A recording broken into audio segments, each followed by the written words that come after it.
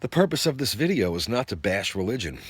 It is not a religion bashing video. As a matter of fact, one could argue that this is a video that celebrates it.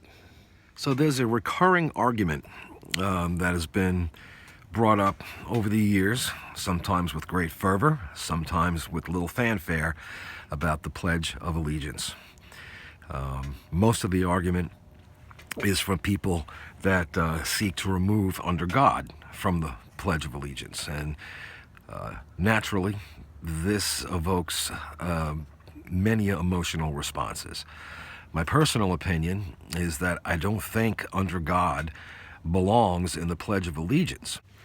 Now hear me out, okay? Because like I said, this is not a video that is religion bashing.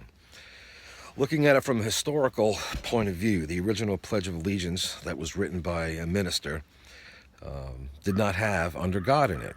It was added in 1954 at the height of McCarthyism.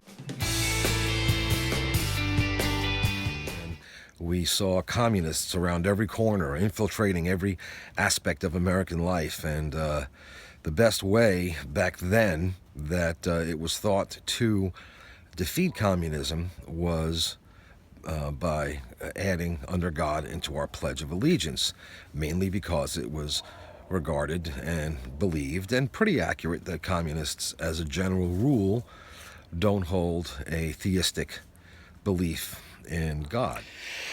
But there's one word that has been part of the Pledge of Allegiance since its inception. Now here's a couple of examples of the evolution of our pledge. See if you can find it.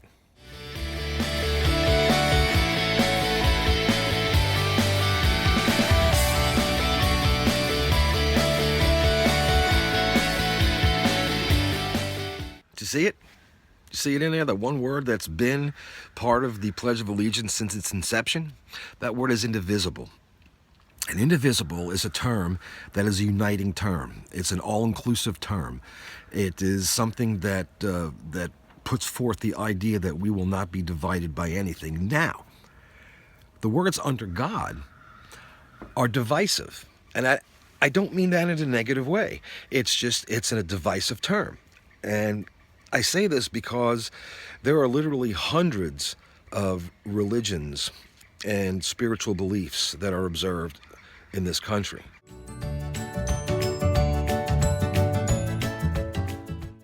By the 300 and some odd million people that reside here, that are citizens here, or nationalists, or what have you. There is also a significant portion of the population that are either atheists, or they're agnostics, or deists, or just spiritually enigmatic, and they are citizens too. So when under God was added to the Pledge of Allegiance back in 1954, it drove a wedge between the Christian citizens of this country, or at least the Judeo-Christian citizens of this country, and everybody else. That is not a uniting factor. So my support for the removal of under God from the Pledge of Allegiance is not a negative thing. It's not it's not meant to divide. It's not meant to bash religion. It's actually a celebration of our diversity. And we are a melting pot. We are a diverse nation.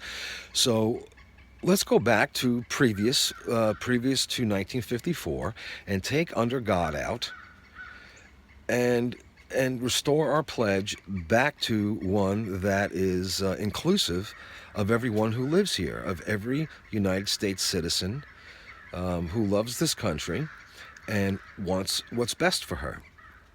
Okay? I think that would be a fair thing to do. I pledge allegiance to the flag of the United States of America, to the republic for which it stands, one nation, indivisible, with liberty and justice for all. Peace out.